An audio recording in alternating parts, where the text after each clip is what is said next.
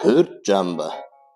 Керей кеңесі деп аталатын осы кеңес сонау көкөдай заманынан тартып, бертінге дейін төр ордасының төңірегінде өтеді екен де, сұламаға кеткен ұзын сонар дауға жасалатын билердің кесімі сонда жарияланып, сонда бітім тыным болып жатады екен.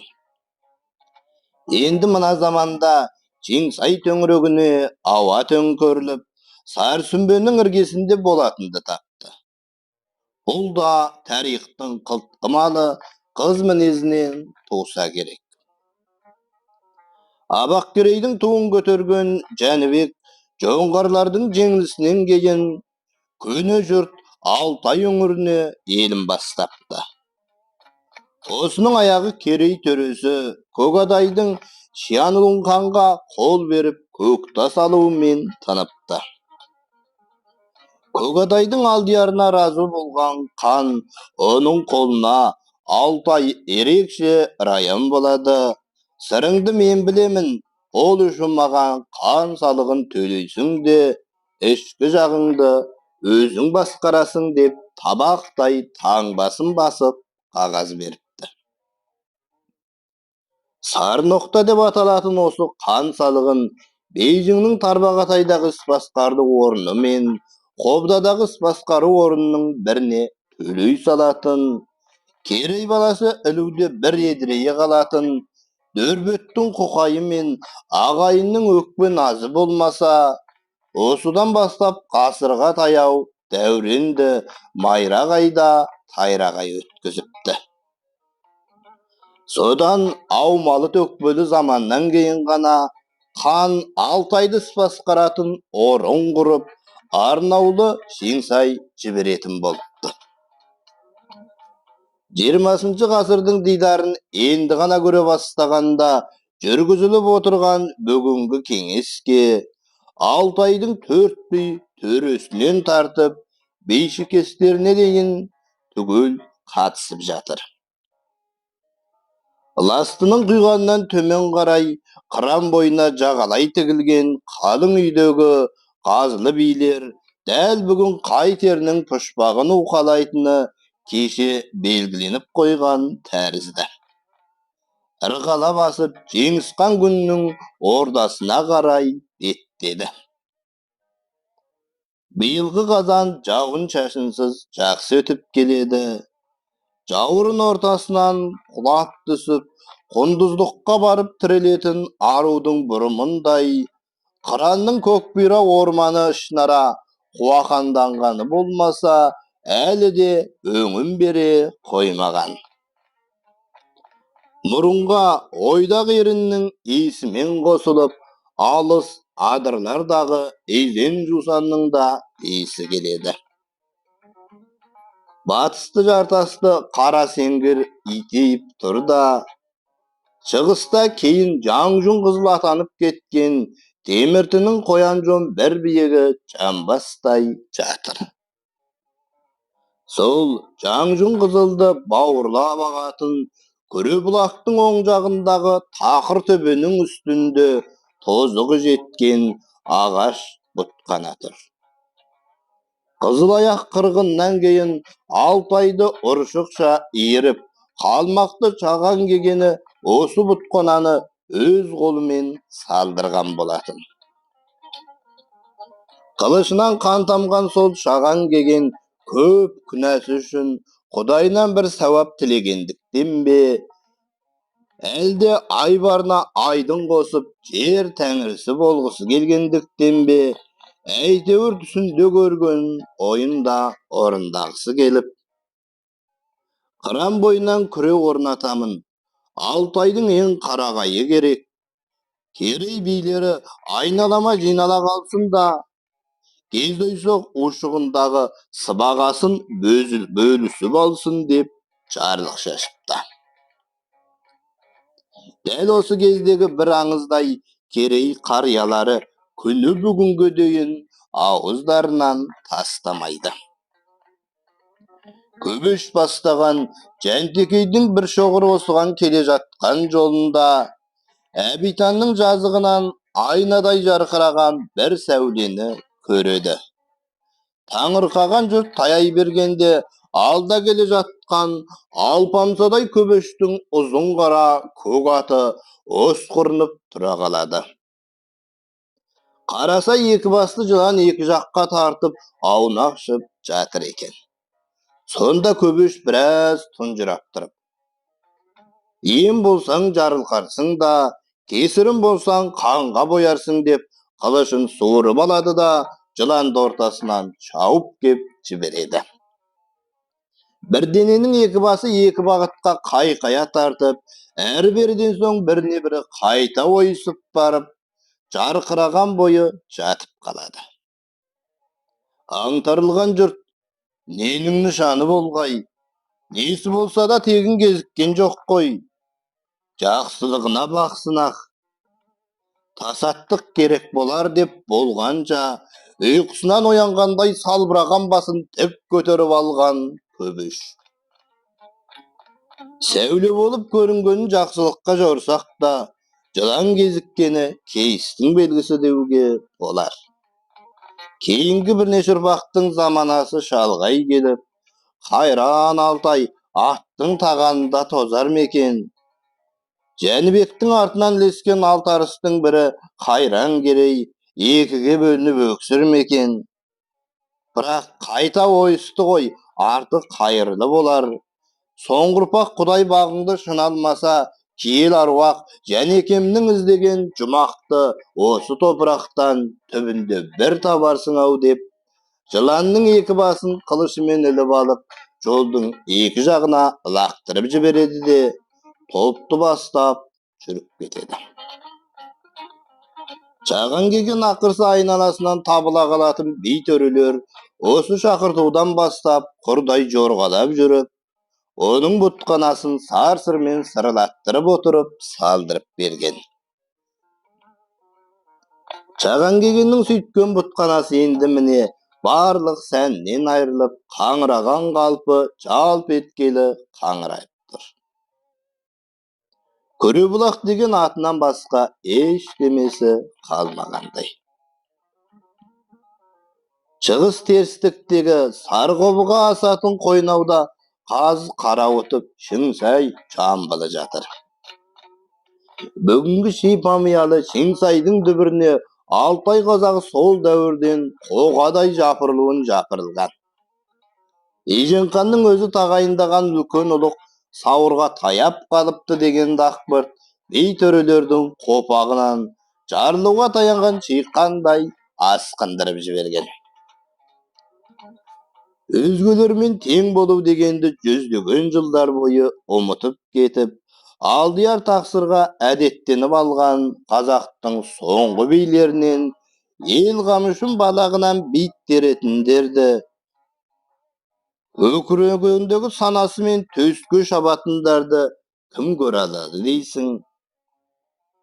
Бәрі де оң бетіне тиген шапалаққа сол бетін қосып беретіндер. Бар дегеннің өзінде уағында жылауды біліп, уанудың жолын таба алмайтындар болатын. Осы бағыныштылық Керейдің атқа мінерлерін Мұқыртайдың жазығына бір еріп әкелген. Үй тігіп, е байлап, сойыс даярлап, Шыңсайды қарсы ала шыққан топ осы Мұқыртай жазығында сарылып жатқанына бүгін 3-ші күн болды. Шілденің ми қайнаған ыстығымен сорылдап тұрған сонасына жіпсіз байланып шыдап ақ бақты.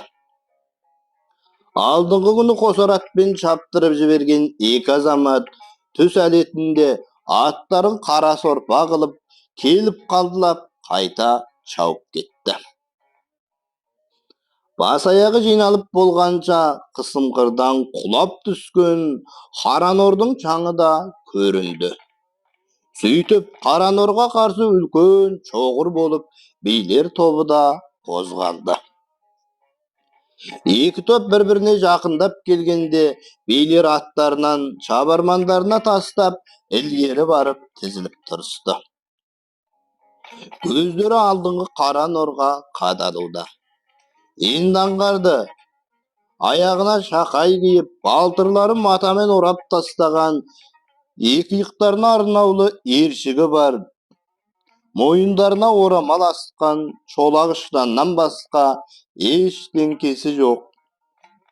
Күнге күйіп қарайып кеткен арық денелі еңгезердей 4 адам, айналасы жабулы мәпенің екі жақтауындағы ағашын иықтарына салып, бір келтір қақпен бүлкілдеп келеді екен. Мәпе жерден екі қарыстай биік салбырай тербетіліп келеді. Екі топтың аралығы арқан бойы қалғанда, әлгі төртеуі мәпені жерге қоя салып, мәпенің айналасында келе жатқан дәл өздеріндей 16 адамның арасына барып, мойнындағы орамалымен терілерін сүртті. Бұлар Шеңсайды кезекпен көтеретін арнаулы мәпешілер еді. Шеңсай олардың мойнына қай жерден бастап мінгенін кім білсін, әйтеуір осы көлікпен келеді екен. Аттылы жаяулы, арбалысы бар бөлек бір топ Шеңсай мәпесімен құйрық тістесіп келе жатқан. Сөйткенше болған жоқ, осылардың арасынан мойындарына сарала қылыш, қолдарына шошақшы найза ұстаған 16 жасауыл мәпенің алды артына 8-ден бөлініп, сап түзеп тұра қалысты. Осыдан кейін сандықша тектес бір нәрсені көтерген, қияқмұрт біреу жүгірген бойы мәпенің жан тарапына келді де, қолындағы сандықшасын мәпеден 5-6 адым алысыраққа қойды. Сосын оның үстіндегі жібек кездемез сандықшамен мәпенің арасына жайып төседі. Сөйтіп өзі шегініп барып тоқтады. Мені мәпенің алдыңғы пердесі түріліп ашылды да, ішінен төбесінде жұмыртқадай күрең тасы бар, төбесі үшкір, етегі барған сайын түйетайланып, кеңейіп, қолшатыр порымдас қызыл шашағы төгіліп тұрған бөрік киген Шеңсай шықты. Бөріктің артына қылдан жасалған бір түрлі мәнсәп белгісін шоқитып қыстырып алыпты. Шәбеті денелі, сұр шырайлы, ұлықтың үстіне кигені екі етегі жырық, кеудесіне жауырына ұлудың белгісі түсіріліп тігілген қолқылдақ ұзын шапан екен.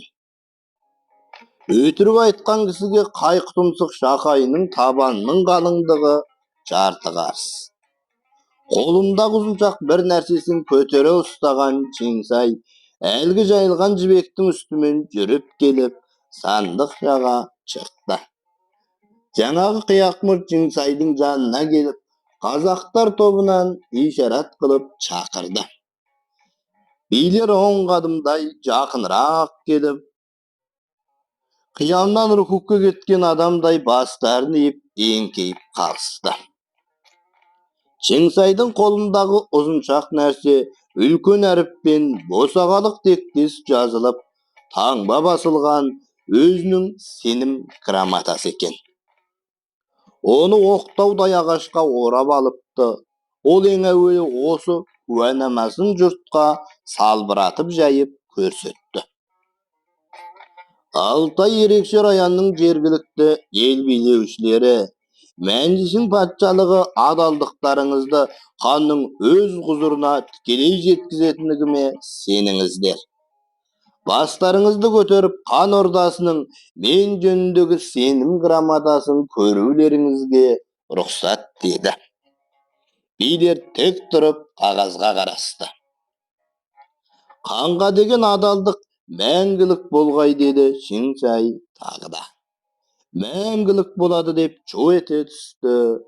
Біз, деді, топ ішінен суырылған біреу, ханға деген ханның ерекше елшісіне деген адал құрметімізді осы араның өзінде көрсетсек рұқсат еткейсіз. Шеңсай қарсылық білдірген жоқ, күлімсіреген бейнемен мәпесіне кіріп кетті. Бағанағы қияқмұрт қанжушаны да, қазақшаны да шамалы білетін сібей екен. Екі жаққа да сол соқалап жеткізді. Осыдан кейін кеудесі есіктей сұңғақ бойлы 4 қазақ жігіті Tirsek jеңмеш betlerinin çıkıp turgan ağ jeydelerinin jеңin sıbanıp, mäpeni iyktarına saldı. Beýik ökşe kebislerinin şajamayı sıkırlaganına karamastan, burun dagdylanmagan ağır salmakka şıdagan boyu tältirektey basıp alga jyldyda. Jelkeni osu mingen goý dep top işine gönk etdi birew. Minbej jürgen jelkemede dep kostad onu ikinci bir dagys. Teyt mundarlar dep öz awuzyn öz alakanymen basa kaldı. Bulardın günkünün kulağı şalıp kalgan kekselew birew. Köktokul, manan kılıň turganda seni de gosup köteretim bolarmyz äli dedi älik ekewi. Söýtgençi bolgan jok jurt japa tarmagay atlaryna umtuluşdy. Mäpe jeli arkan boyu jerge barganda, Şeňsaýdyň jip-jiňişki ak sawsagy mäpenin terezesinden çylt etke tüskendey bolup edi. Baganagy 4 jigit iýyklaryndaky jügün baýyrgy kölüklerdiň jelkesine artdy da, özleri ýese tapsyryp algan şolak lawdyň kölügündey burula basyp üýürlerine garay tartdy. Osu Şeňsaýdyň burunguluklarının jambyly köpke deýin, köp adyrdyň bir goýnawynda otardagy goýuşunyň tas gorasynday kara barkındap gana jatypy edi. Endimine bawyry jazylyp kol ayagy kösüle bastapdy. Jambylyň gyrsysynda çöpüne äskeri kazarmadyr. Onuň ayak jagyndaky jylgany boýlap sozulgan säýgülekde sala gulaş, naýlaryn beline kıstyryp goýup, apyn sawgan çygalpakdy çaldar jür. Çarbaklaryn pomidor men lazyga, nemese sırgaly burşaklarga sykay tolturup, äpkeşlerin aýşa ýeltip, säý tasygandar, kıý götergendir, toraýlaryny ertgen mejegendir, jol üstünde uşuray kalsa bolgany, çöpürek şakaýymen ayamay tebip jiberedi. Oň jak tepsendegi alasalaw sawda dükenleri, ködüýdiň jibek gezdemeleri men kürüň çaýyn pokoýga tolturyp tastapdy. Istakanga demdelgen kınan çaýyn saraň urtap goýup, jöňgüdüýler otur. Erkeniň ermek üçün jeti tasty esep şotun anda sanda saldyrlatyp bir gagyp goýady. Geçegana ala gorjunyň astyna salyp, bezbenimin gezmeni takymyna kıstyryp, el aralap jüreten kaşgarlyklar da bugün baýys tabyp tar bölmede anaw bosagaga jinalgan eri tersek jön-jurkanyň arasyndaky kara şegitkeniň çyrylymen goşulyp zarkyn salady. Nemese badawym rupogilaryn okydy. Tobulgynyň jalnyna kakdalgan nogaýdyň tonary kök tütünde budak men aspanga atsa, çelpekçe düňgen gyzdyrgan günjüt maýynyň ýyzy säňge gosulady. Büldürgüli jany uşun mykындata basyp algan semiz gasapçynyň gözüne öýkü tygla bastasa bolgany, şapak topusynan jymra gaýryp, bir kulagyn basyp alyp, kaskan tübünde ýahyensa dep äsin äli aýkaýlagan mäntüsiniň azandatgan dawusy oýatyp jiberedi.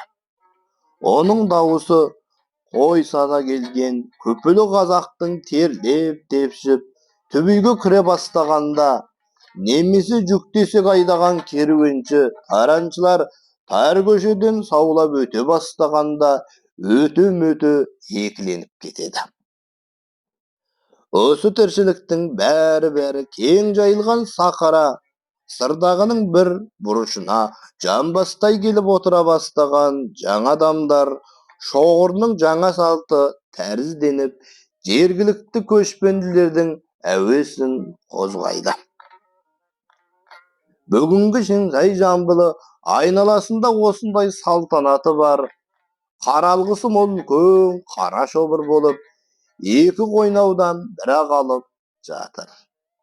Ана уақыт төбедей киіз үйлерге өз салауатымыз өзімізге басқа деп қаншама мықыңданғаны мен түзеп келгенде осылардың райына бағынады.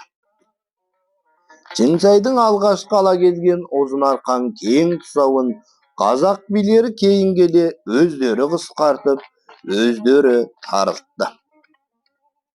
Біреуіне шолақ айғырдың үйіріндей азауын өзі мойнына салып қайратын шолақ мәнсап керек болды. Біреулеріне елдіктен кетіп, егескен дұшпанның езуін ит жетілетін азул арқан тірек керек болды. Тіпті кейбіреулері өзінен өзі күпсініп, ұлық жағалап жүретін ерке салдың өзі дегізгісі келді. Мұндай бәсекенің аяғы қалтаның қалыңдығына барып тірелетін отыз ойынын шығарды.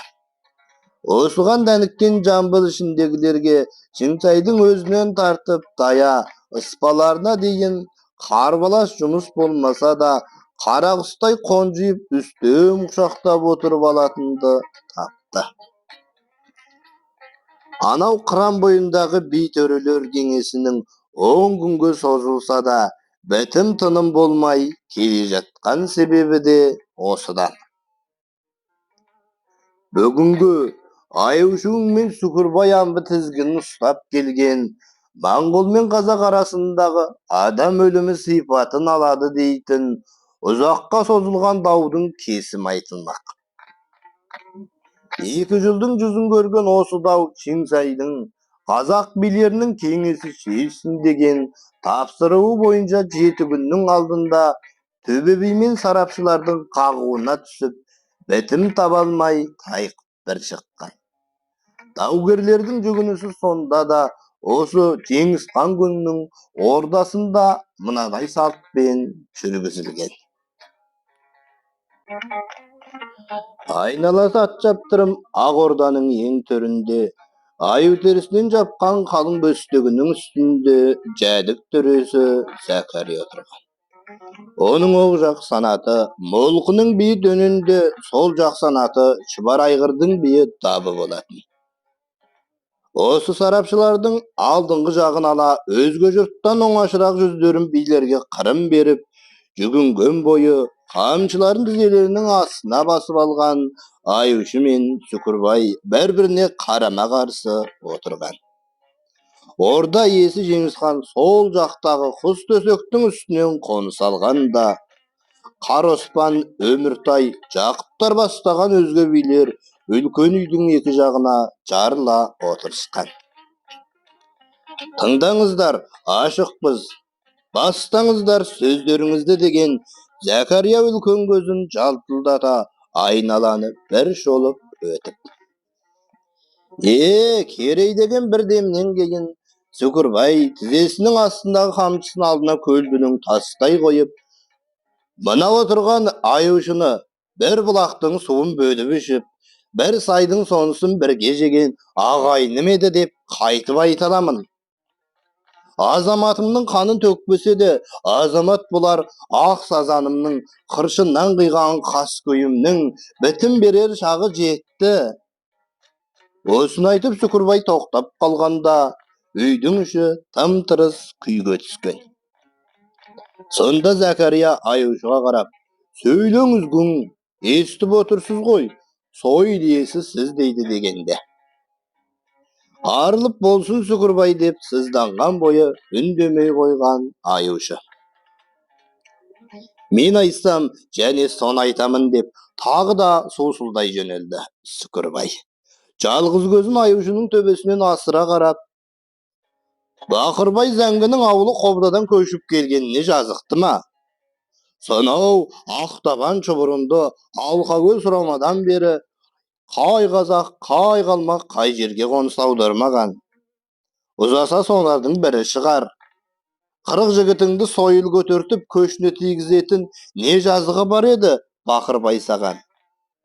Көшіп келе жатқан бейуаз қатынның баласын өлтіргеніңді көш алдынан алып шыққан сый табағың дегің келе ме әлде? Сүкірбай, айтарың осы ғой. Осы. Altı çeruşunun ağasının dersin uzasa degen ayışı tizesinin astında kamçısın iki büktüp sanның üstüne köldeden koyup. Soğan süyeni oturup onday bu kimde yok deysin. Kazak kalmaktın arvağın sürüp attalız kaydap kaytemiz. Osu zamanның adamımız koy. Öz zamanımızды söylesek de jeter. Silap gelgen kıyıspay ayırladı. Basına gelgen sıyıspay ayırladı. Tuğuşçul bolsan, çakırıp algan bolsan, Bakırbay'dine kirgen aparıp kondurmadın. Üstüme gelip jalp etsetün, men atıp algan japalak emes edim koy. Ol nemen? Kolangsasынан jergenim yok. Konusumdu korup arı жүрсün dep adam jibergenime жазыктымын ba? Köştü, kayırıp kısa jibergenin ne? Kisi bolganda birew emes, ekew emes soyul götürötün 40 jygyt jibergenimde moyundaysın ba? Moyundayım. Soyuldun kisi öldürötün karıw ekenini de moyundaydın çıgarsın dep takımday bastagan Şükürbayga. Moyundaymın degen ayışı tağı da beyne jagında bolgan adamdayak. Endişe men çeruşunun belindeki balası emes, ak soyuldun arasında ölgön besikteki balasının konun joktap oturmun. Şükürbay osunu aytkanda ayışı tutatın jerim endi geldi-ау degendey mırs etip külüp alıp. Ätteň Sükay, balanın kunu degeningizdi balaşa joktap oturganыңız ay. Kisi öldürgölü gelgen Mangol'dun Kazak jigitin urmay, besikteki balasını urup öldürüp ketipti degenge kimdi nandıra alasız degen. Sonda Şükürbay jürmöйтін tasты okuş basıp algan jıldam sezi koyup, jalp berip çançy söylep. Esi göngürgön katınyň atı Suwurdun inden ürkkeni bolmasa, Bakırbay Zangınyň awuly şabındydan aman eken goý sonda. Ayışı basın men kaytasaga jasırıngaның bul degen. Ey Şükürbay, men jeytin suwur enniň tübüne garap jatady. Onu sen aram deysin. Suwur eke suwur osu kılık üçün aram bolatyn bolsa, sen gazyr kaysynyň tübüne garay ulup otursun. İsimniň bötendigi üçün gana japkan jalaň, jakkan güýüň, meniň ak ekenimdi özüňniň osu sözüň aýgaktaydy.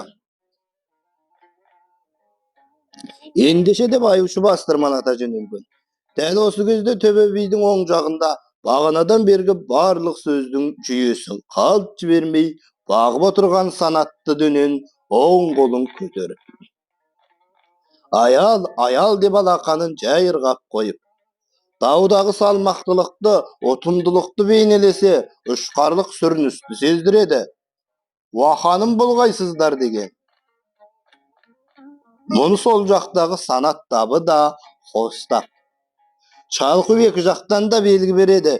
Özün öz arnasy men akkandygy üçün tunuk bolady dep koýgan. Sonda sarapçylardyň sözü iki dawgyrdy oýlandyryp tastap, köpke deýin duý almay oturgan. Ädep bilik sörüsiniň hormeti. Osluway bolgany makul, arlyňyzlar äli de жүрgüze beriňizler sözleriňizden degen Zakariya haýta gozgalyp.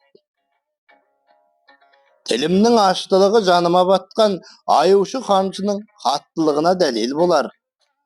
40 jigit köş kötüýmese, besi göngörgön ananyň aty ýürü görmedi dep, Şükürbay kamçysyny goluna alyp kötere söýlep.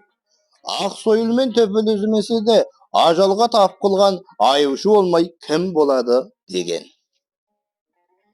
Besiktin golbabyn bostatkan boşalan äýel üçinde ayıwşy güýme.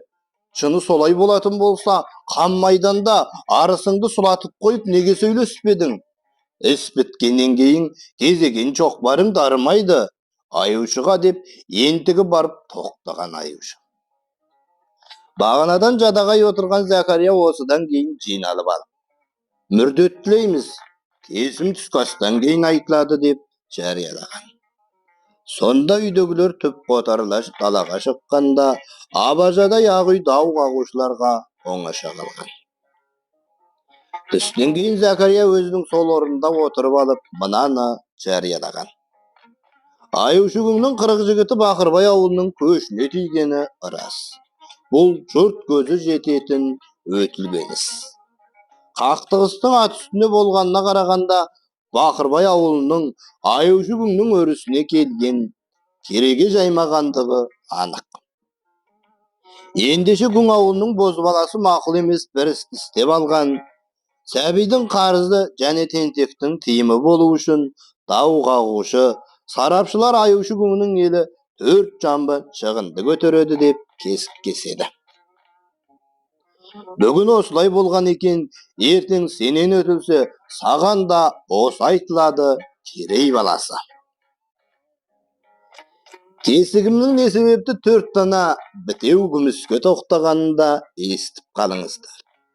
Шариғат жолы бұлақ, қазақ жолы айнала біткен құрақ деп, қазақ жарғыларында ердің құны 200 деп белгіленген. Мұнда да шариғаттың бір сорабы бар.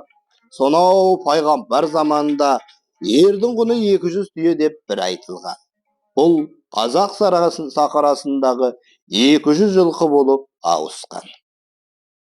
200 түйе оңай табыла бермегендіктен, сол пайғамбар заманның өзі де заманында араб жұртының күміс ақшасының құнына сындырып, 200 түйені 60 оқия күміске туғралаған. Бұл біздің өлшеміміздегі 600 сәрі күміске, яғни 12 жамбыға тең. Өлушіге құн неліктен төленеді? Бір жан иесі қастандықпен өлтірілген екен. Оның есесіне екінші жан иесі жанға жан, қанға қан деп көре тұра өлтірілсе, оның нәсілі қырқылады да, немесе одан қалатын заузат азаяды. Сондықтан адамзат нәсілінің құрметі үшін оны өлтірмей тірі қалуы тиіс болады. Сонымен құн төлеу дәрежесі шықты. Ерғұн 200 жылқы болуы тентектің тиылуына қаратылған шара ғана болмастан, өлген адамның кейінгі тірлігінде табатын табыс мөлшері де осының сіндірілген. Ендеше біздің кесіп отырғанымыз бәлиғатқа жетпеген сәби болғандықтан, оны ер санатына қосыла алмаған шикілігіне 12 жамбының 4-еуін шығарып тастап 8-ге тұрақтадырдық. Кез туырлықты Моңғол қазақ баласы болғандықтан, қазақ жолы бойынша 8 жамбының 4-еуін телімге жіберіп, 4-еуін төлеуді ұйғардық. Шариғат жолымен қазақ ережесін ұштастыра отырып, осы кесімізге қай жақтың да бармақ ауырмас деп ойлаймыз. Тоқтасаңыздар үкім осы, тоқтамасаңыздар әкім әне деп тыңған Зәкәрия. Сонда Зәкәрияның ұзақ сөзіне әзер шыдаған Айушы. Моңғолдың далада жатқан жамбысы жоқ. Айушы берсе де жеңілген жерінде береді деп, орнынан атып тұрып, есіктен шығып жүре берген. Айушы шерушіге беретін 4 жамбыны Жеңсайға сыйға тартса да, Сүкірбайға құн төлемеуге бекінгенде, Сүкірбай Моңғолдан алатын 4 жамбыны Жеңсайға ұсынса да, Айушыны құнға жықпай қоймауға бекінген. Осыдан кейін Айушы мен Сүкірбай алма-кезек жамбылға жүгірісіп, тая-сиялардың алдынан өтіп, Жеңсай дидарын көріп те шыққан. Екеуінен де бармақ жалаған Жеңсай бетпе-бет бірдеңе дей салу, екеуінің де көңілін қимай, алдыңғы күні тағы да сол қазақ билерінің кеңесі шешсін деп қайта түсіріп берген. Мұны билер де білген болатын. Енді топ бидің сырдағына аузы дуалырақ біреуді отырғызбаса, Айушы мен Сүкірбай арасындағы дау және баяғы шылғи қалпында қалатыны белгіледі. Айналып келіп бұлардың қажеті тағы да сол тағынан тайған Мәмиге түскен. Алтай тізгінін алақанында ұстап тұрған Чи фамилиялы осы Жеңсай жергілікті билердің ішінен Мәмиді өз орынбасар етіп белгілеп алған. Осыдан 2 жыл бұрын шілденің ыстығында дәрет алып отырғанда, Мәми енді ғана мәсіне мәсих тарта бергенде, sakalı tebinkidey säldelip bir uýgur eýilip selam bere bergen. "Wagalaykumyssalam, hoş" degen mämi sülügümen betini syrtyp. "Huzuruňa günduhanada jatgan Islam handan bolgan bir pahyr insanyň uşbu iltimasyn alyp geldim" dep golundagy bir parça gagasyn sungan. Elgi sakaldy adamdy üýge ýertip kirip, mämi katda okup çykkanda ön-tünsiz uzak oýlanyp oturup ketgen. Sämet ibn Mäjid Kaşgary dep kol goýgan birew katda mınany jazypdy. 2 ýyldyň aldynda Altayda Wang Milun degen Hanzu sawdagermen şerhat bolup sawda jürgizgen edim. 2000 goý borçka jygylyp, hazır türmedemin. 5 günden göýün jady astymda hallam moýnumdan ajramak. Däl hazırgy mämili meniň ak garalygymda bolup oturgan jok. Kanymyň tögülüp tögülmeginde kaldy. Altay gazagynyň ýesi harşalkyr bir karyndaşyňyzyň janyna araşasy bolalmasy ekensiz. Siz kepil bolsaňyz is oňay tügüýdi. Sağ galsa men de insan haryzdy ahiretge sürülmes edim.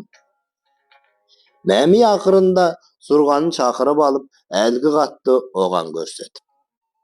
Sämet ibn Mäjidge kepil bolup 2000 koýdy Altay gereýinen öndürüp beretindigini aýtyp, Jambylga kat jazyňyzda mına kişiniň koluna beriňiz degen möhrün surganyna taşlap özü namazyna kirsken bolatyn. Mämidiň öz şygynyň üstüne mına 2000 goýdy kosup bergen kerey beýleri Mämige narazy bolup onuň üstünden Jambylga jemkor degen aryzdy жазganda Mämidi opoňay orundan kulatyp salgan. Süýtgen beýtöreler is tüser ýerin hakbaýlygyna öküne keşe ülkön basymyzdy kişireýtdik, ertip kel dep Mämige Jakypdy jibergen. Jenteke arwagynyň salawatyndan ýyktana jüretin Jakyp öte arzan alyp ete düşüp, Sarsynbeniň aýak jagynda tultuda jatgan Mämidi üýünden tapgan. Mämi Jakypdyň ataýyn alyp gazygyn tapdy. Gazak kalmagynyň da tipdi anaw şürşütüniň de semenbetsiz arty belgili eken degen okşaly sözün jaktyrmasa da, özüniň buldanywdy günä esepdeýden sopylyk minezi boýunça çakdyň kaçdym, çakyrdyň keldim dep topga gelip kosulgan. Geredi bileri bugün sol Mämidi betimsiz dawdy kalay tındyratyndygyny estigisi gelip, Jeňiskan ordasyna mamyrlay basyp kele jatkany osudan. Mämi tördögi töbebiýiň oruna da çykmapdy. Ol orun kaňrap bosdur. Özü Jeňiskan göňüň aýak jagyndan konus alypdy. Altaýdyň ak goýanyň tersinen isletgen jatagan börkü, koý gözlü, säl sekbil aralaşgan sary gyzyl yüzüne onan äri körük berip turganday. Üçgünçe muruny men tülkü murtunyň astyndagy sözbarlyk bitgen juka ýerine sirek sakaly bäri de biýazy baýypdylykdy aňgartady. Aldyňky güni 2 dawgerdiň de jeke çygaryp karşysyna oturgyzbapdy. Aýuşy tördögüleriň arasynda Sukurbay onan görü keýinrekde, Aýuşy men Sukurbay sol oturgan orunlarynda Jaňa biýdiň aldynda ötkendegi saryndaryn tagy bir ret gaýtalap çykdy. Biz kaguşy dedi, Mämi dawgerleriniň sözüni tyňdap bolgandan. Çet jagasyn burunda esitip ýürgen sözümiz, hazır da esitip oturmyz. Töp gelgende daw töreligin Aýuşy men Sukurbay öz aýtady. Sozulgan daw gaýtalana berse sary süzek, ýerdiň bagasyny kemitkenden baska beter ýeri jok. Betim berse betim, alsa betim, bul da täwekkeldiň isi. Könüden getken kümendi söz janga toktaýdy. Bakırbaydyň köşkeni ras, Mangoldyň kırık jigiti köşke tiýgeni ras. Осы тобырда bir balаны öldü degen kümen bar. Mangol ursa Kazaqtın jigitin urmayma, balasında nesi var? Kolbağın bospaylap sapırılıp jerge түскен balasın bizden görödü dep ayıuş aytады. Köşüme tiymese at ürköme, at ürkmese bal öleme dep Sükürbay aytады. Әйтеуір bir gümanның bары бар. Осыдан ақ едік десе, Моңғолдың 40 жігіті осы ордаға түсіп, нан тұз татып, күмәннен өтіп кетсін. Болмаса жан садағасы 40 жігіт 40 қой тұяқ берсін деп, мәми сұр көбісінің етегін қымтап қояды. Малдасын құрып отырған айыушы жүрелеп алды да, жан далаға тастағал жүрген моңғолың бар ма екен? Билігіңе тоқтадым. Ертең осы уақытта 40 қой тұяқты сен санап ал, мәми деп шарт сынды да шығып жүре берді. Томсырап отырған топ енді тынысы кеңейгендей қозғалақтап бастады да басқа кеңеске ауысты. Төреге көнбігі мынаның көктұмаққа оңай көнген ая деп Қара Оспан қарқ күлгенді, Зәкәрия айтарға болмаса сәл ыңғайсызданып қалды. Осыны аңғарған Өміртай тағды көлкөгіне басып, айыушы сонда да Зәкің айтқан 4 жамбыға тоқтаған жоқ па? Аға, Қара Оспанды керей билері осылай айтатын. Тіл деген мұндардың әр тігіске түсетінін демесек, әуелгі сөзі рақым бол демес пе, деді. Сөз аяғын тағы да Мәмидің өзі септеп кетті. Қызыл тілде буын жоқ, өмемнің айтқанында деді. Ол бұзатын да, оңайтын да сол тіл. Сіз 10 сөз сөйлегеніңізбен тыңдаушыға керек біреуі ғана болуы мүмкін. Сақаңызды 10 үйіргеніңізбен алшы түспесе бәрібір. Баяғыда патша біреуге түсін жортыпты. Түс жорушы, ағайынды үшеу екенсіз, 2 туысыңыз өліп артында сіз жалғыз қалады екенсіз депті. Патша жаман сөз сөйледің деп әлгі түс жорушының басын алыпты. Патша түсін екінші біреуге жортқанда ол ағайынды үшеу екенсіз, бәрінен сіздің жасыңыз ұзақ болады екен депті. Патша оны жақсы сөз сөйледің деп сыйлапты. 4 жамбы мен 40 қой тұяқтың нарқы да ұқсас. Екеуін парықтап тұрған тілдің тойпаңдылығы мен ептілігі ғана жұмыр басқа бақ болып үйірілетін де пәле болып жабысатын да осы қызыл тіл деп тоқтады Мәми. Мағаз Разданұлы. Оқыған Қабілет Бәделхан. 2025 жылы желтоқсан. Қымбатты тыңдаушы, егер Мағаз Разданның басқа да әңгіме повестерін тыңдағыларыңыз келсе, төменге пікір қалдырып кетіңіздер. Күтемін.